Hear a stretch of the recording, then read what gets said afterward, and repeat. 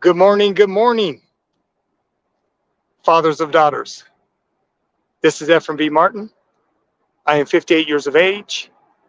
I'm the father of four adult daughters, and I am a girl dad. Welcome to the beautiful state of Colorado.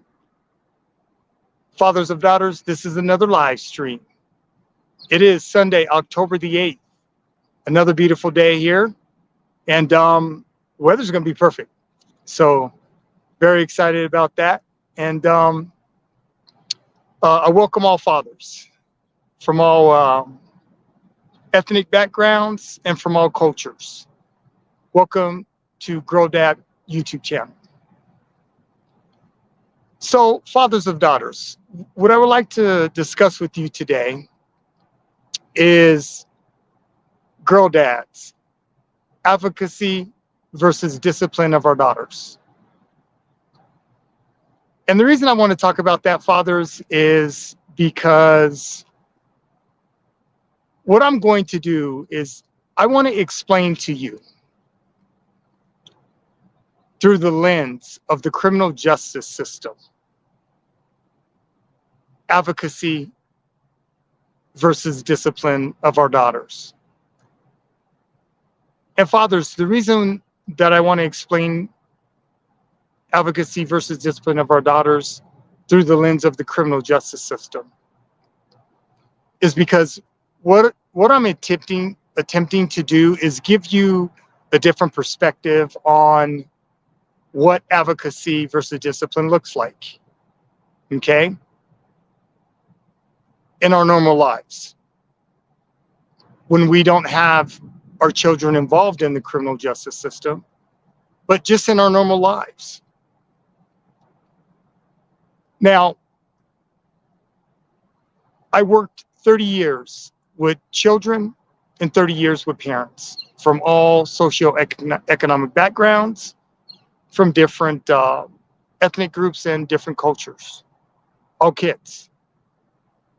I'm a former state of Colorado juvenile probation officer, worked in the criminal justice system for 20 years.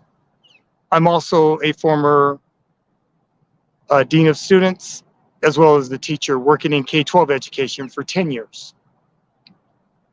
So I have a very unique perspective, and I have a very unique professional background that I definitely enjoy sharing with fathers, letting them know.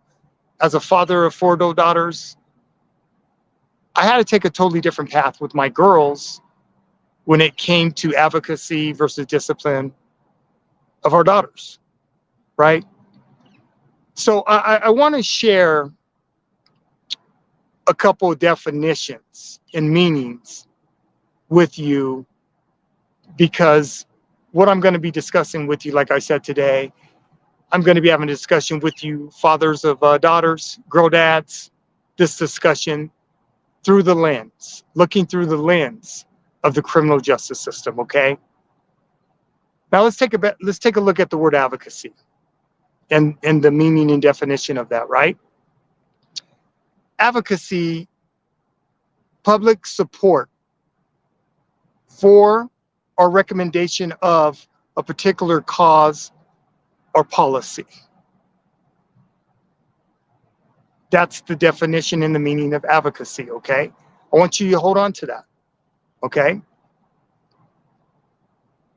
Discipline. Discipline, the procedure of training people to obey rules or a code of behavior using punishment to correct disobedience. That's the definition and meaning of discipline. Disciplined, showing a controlled form of behavior or way of working. That's the definition and meaning of discipline. And the final one I want to put out there to you, fathers, is punishment. The infliction or imposition of a penalty as retribution for an offense. Okay? So fathers, through the lens of the criminal justice system, let's have a discussion about our baby girls, advocacy versus discipline. And I'm not here to tell fathers how to raise their daughters, right? I consider myself a resource provider. I've written a book called Daddy's Girls. And in my book, Daddy's Girls, I discuss what I believe is a blueprint for the sense of urgency that us as fathers of daughters, we need to have in order for our daughters to become successful, right? So I don't tell fathers how to raise their daughters. Fathers are going to do it different because of their ethnic background, because of their religious background, and because of their cultural backgrounds. We're all different. That's what's going to happen, right? But what I try to do is when I work with fathers, is I try to give fathers a different perspective of what advocacy versus discipline looks like out of our normal lives. Not our everyday lives, but out of our normal lives, right? So when you're talking about advocacy versus discipline out of our normal lives through the lens of the criminal justice system, I have to fall back on my experience professionally as a state juvenile probation officer, as a teacher, as a dean of students working in K-12 education. And the reason I have to do it that way is because I had direct access to children. You know, I have a totally different understanding and totally different approach when it comes to children because of my experience professionally. So one of the things I take pride in, and have always taken pride in, is the ability to work with any child. I've been very, very successful working with children. I've been very, very successful working with parents of children because of my professional background of working in the criminal justice system in K-12 education. So when we're talking about advocacy versus discipline,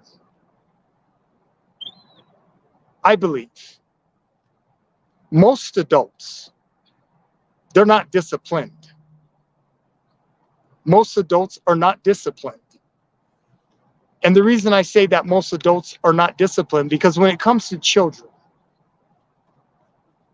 most adults try to get obedience from a child. And then when that obedience doesn't work for most adults, they want to go straight to punishment. That's a problem. And as fathers of daughters, if we're not disciplined fathers, we will find ourselves in the same situation in our everyday lives of wanting to punish our daughters, punish our kids. That's what adults do, because that's what we're taught, right? We're taught as adults that obedience is everything. To comply, a lot of times, requires punishment. So when I was a probation officer, fathers of daughters, I want to explain something to you. When little girls run away from home,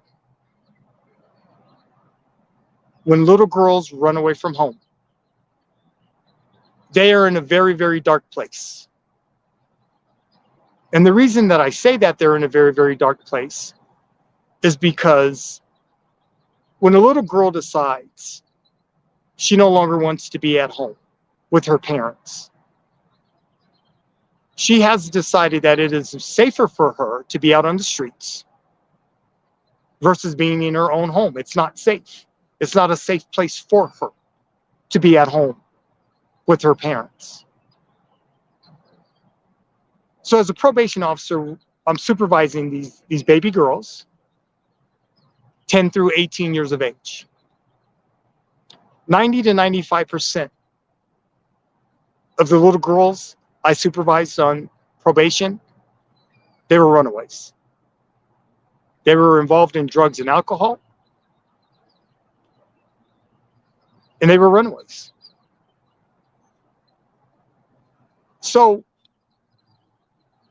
early in my career, you know, I have my daughters, and I had to pay attention to what was going on around me because I was going to a profession every day where I saw children, I saw daughters, I saw little girls being messed over by the criminal justice system. I saw families getting messed over by the criminal justice system. And the one thing I know, fathers of daughters, we don't want our daughters in the criminal justice system. We don't. Because the criminal justice system can't do anything for our daughters but make them worse. So when it comes to advocacy versus discipline, I can tell you, myself as a father of 4 adult daughters, birth to 18 years of age, I'm going to do a live stream with my daughters in 2024, probably January, February, or March. I got to get them all together.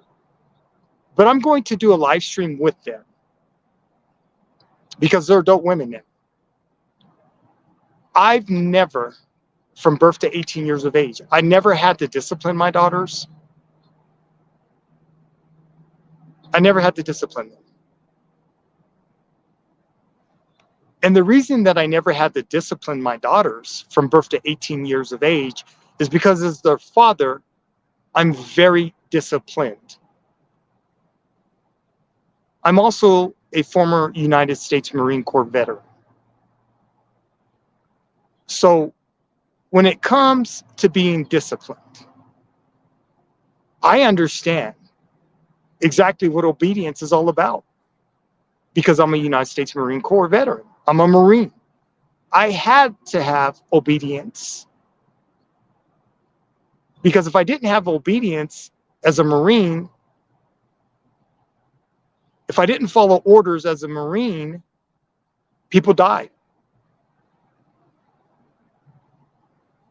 My fellow Marines could have died, right?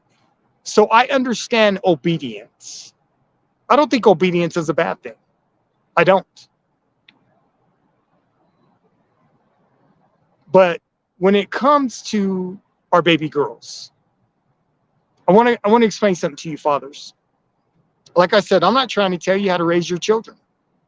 That's none of my business.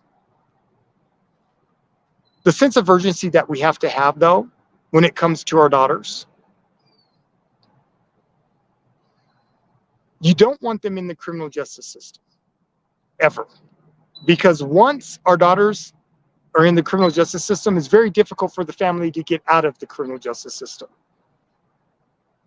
And the reason it's difficult for our families to get out of the criminal justice system once we're in it is because the entire family becomes involved. It becomes a priority if you have a child that's in the criminal justice system. I'm going to give you an example. I remember one time I was covering for a colleague of mine in court. There were 2 young men that were in court, had gotten into trouble in the community. They were from Russia. 2 little Russian boys. One was 12, one was 14. They had been going around the communities, breaking into vehicles, causing damage to vehicles. So they got caught, ended up being adjudicated in juvenile court, and they're in court in front of the judge for their sentencing. Now, I had the opportunity, I was covering for a colleague, like I said. I saw something for the first time in my life that I'd never seen in juvenile court. There was an entire community of Russian people, about 50 of them. The village showed up to court that day on behalf of those little boys. And part of the recommendations for these little boys was 50 hours of community service and some other things, right? So what the Russian community did, their parents were there, and some of the elders in the community spoke on behalf of the little boys. And what they told the judge was this: they don't deserve 50 hours of community service. They deserve 500 hours of community service. And that blew me away. So this village that showed up for these little boys had explained to the court how they had shamed the community, the Russian community. And if it was in the court's best interest, if they could take these young men and make sure that these 500 hours of community service would get done. They were going to do 250 hours of community service with the victims, and they were going to do 250 hours of community service with the community. And I thought that was so awesome, because I had never seen anything like that before in my life.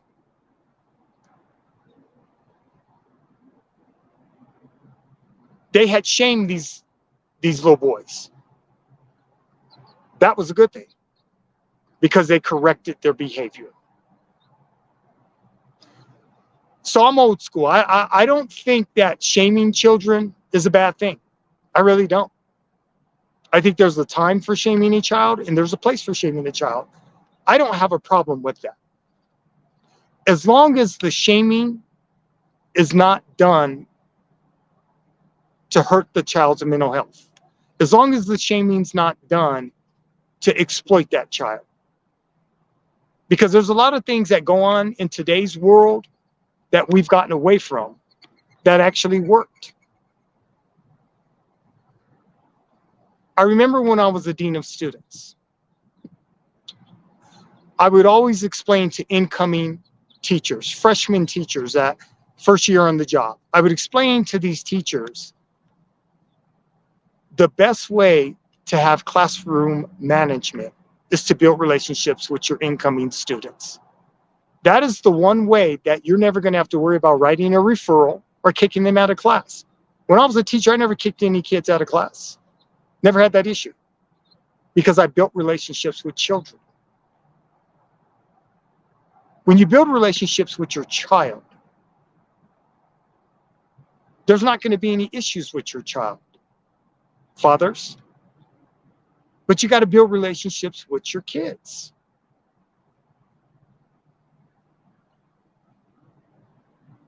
What I learned from working with children and working with families for 30 years is when you try to make a child become obedient,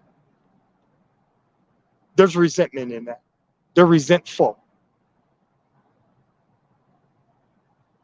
Once again, I'm not trying to tell you how to raise your kids. I'm just giving you a different perspective. What I do know professionally is that kids work on a I do for you, you do for me system. Kids are loyal. Kids are very, very loyal. Our children are going to be loyal to us, fathers. Our daughters are going to be loyal to us because they never want to disappoint us.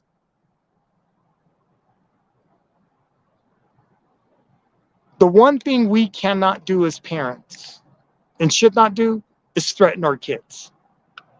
And let me explain why. When you threaten a child, that's a verbal action. Because next, there should be punishment, according to adult, right? So if you threaten a child, you tell a child you're going to do something to them. If you don't follow through with punishment, they own you. They straight own you. And then when you come back and try to do it again, they know you're not serious because you didn't follow through on the threat. Threats are verbal. Punishment is nonverbal. A lot of times, punishment is nonverbal. So if you make a threat to a child and you don't follow through, on the punishment, they're going to own you. That's how kids get down. That's how kids rock. That's how a lot of kids respond.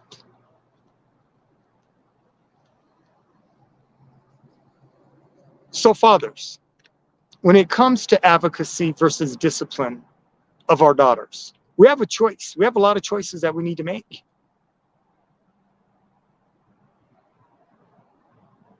And like I said, since most adults are not disciplined, if we're not a disciplined father, anything can happen to our children. Being the head of the household as a father means that we have to be the head of responsibility. We have to be the head of correction. We have to be the head of consistency. I get a lot of pushback from fathers when I'm working with fathers. I get a lot of pushback when I'm talking about advocacy versus discipline. And the reason that I feel that I get a lot of pushback from these fathers is because most fathers, they don't want to be told what to do. Can't tell them shit. They think they know it all. A lot of fathers, they think they know everything. You know, they think if they rear their children harshly or hard or whatever, you know, however you want to rear them, they think that they're going to get a certain response. My daughters will tell you I've never raised my voice and I've never yelled at them. Birth to 18 years of age. I've never had to raise my voice. And I've never had to yell at them because I'm disciplined. I'm a very disciplined human being. And what I had to deal with in the criminal justice system, working with these baby girls and these little boys and seeing how they got messed over by the criminal justice system, I had to take a totally different approach. My daughters, as long as I have breath in me, were not going to end up in the criminal justice system. That was not an option for me. It ain't happening. No way, no how. So I had to take a totally different approach, fathers. I had to show my daughters through dialogue, through discussion, what that looks like. Like I said, I never had to discipline my daughters. When I tell people this, they think that I'm crazy. They're like, how did you get birth to 18 years of age and you never had to discipline your daughters? Because I'm disciplined. That's why. I'm disciplined as their father. So if I'm disciplined, I didn't have to apply discipline. Those are two different things. I'm disciplined as an adult.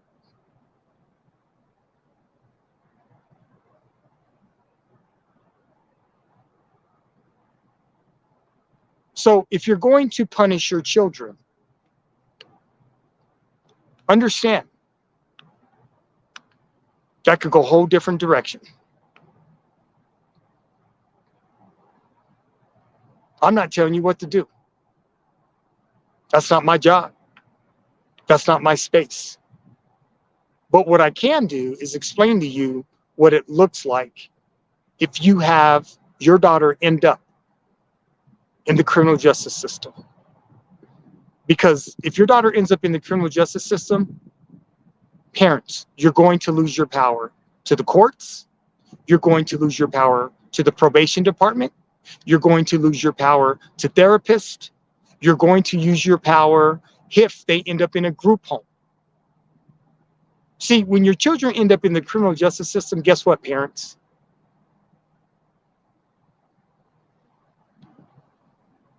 More people have a say in their life.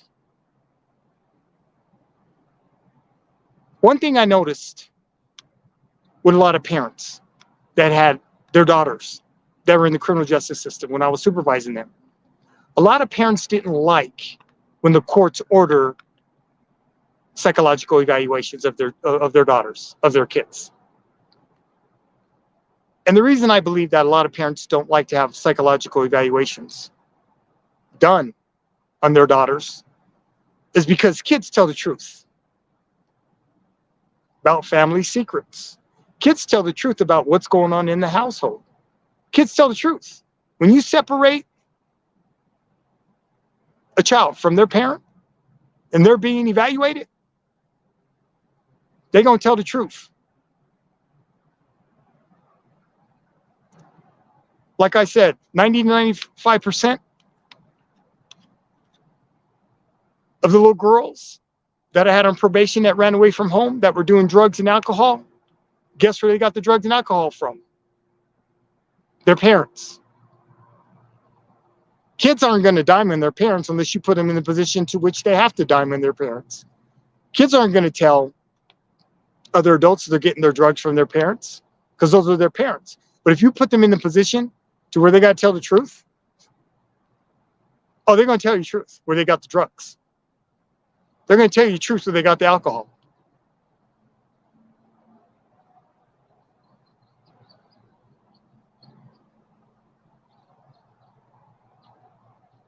So fathers, when it comes to advocacy versus discipline of our daughters, we have to get this right. Because if we don't get this right, not only are we going to fail our daughters, but if they end up in the criminal justice system, we will definitely lose our power with the courts. I'm telling you.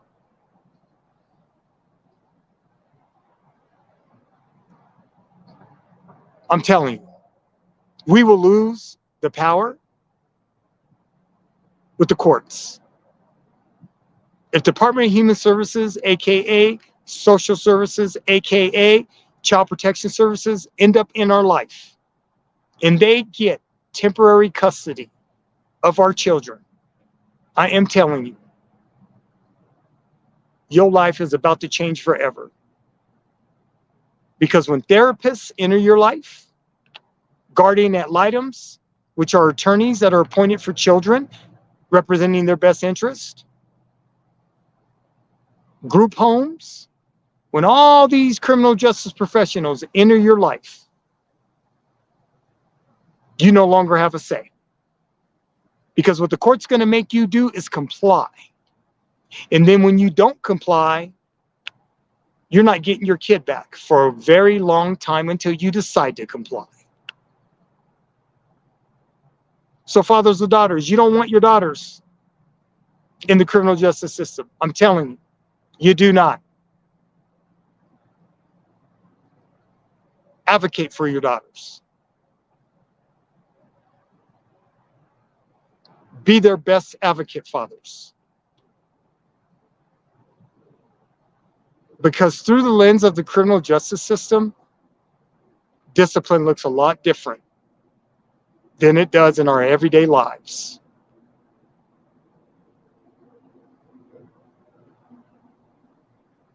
So fathers, I just wanted to share that with you. I just wanted to explain some things to you. Advocacy versus discipline of our daughters.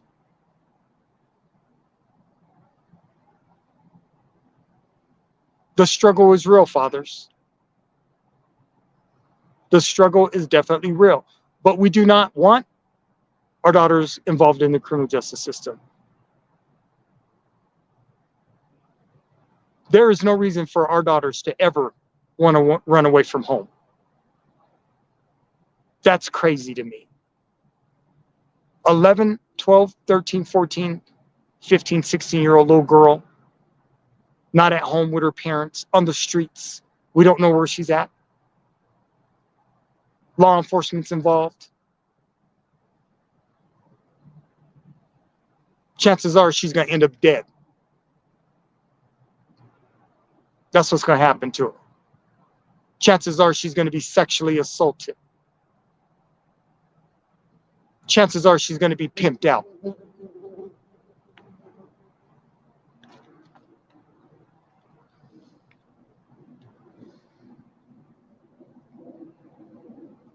So fathers,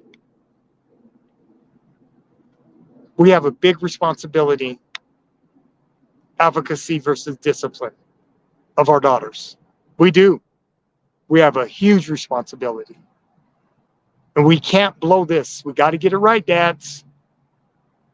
Because if we don't get it right and the criminal justice system enters, mom and dad, you will comply. I promise you. Or the criminal justice system will make your life interesting.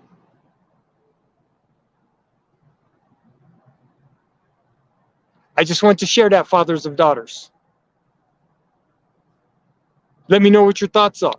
Feel free to comment, please. I want to know where you're at. I want to know how you process what we're discussing in my videos. We have to be a part of the solution with our daughters, fathers. We have to. We have to be consistent. We have to provide that protection and safety. Because if we don't, and the criminal justice system gets involved, we're done. I'm telling you, we're done. All right, fathers, this has been another live stream. Thank you for your time. Thank you for your patience. Thank you for your understanding. I appreciate you all. We're needed in our children's lives, particularly our baby girls. If we are not there from birth to 18 years of age, any and everything can happen to them. So fathers, hang in there. Keep your head up. Continue to do the best you can. I appreciate you. I just want to let you know that. I appreciate you fathers that are being diligent and vigilant. All right, I'm out until next week's live stream. Peace.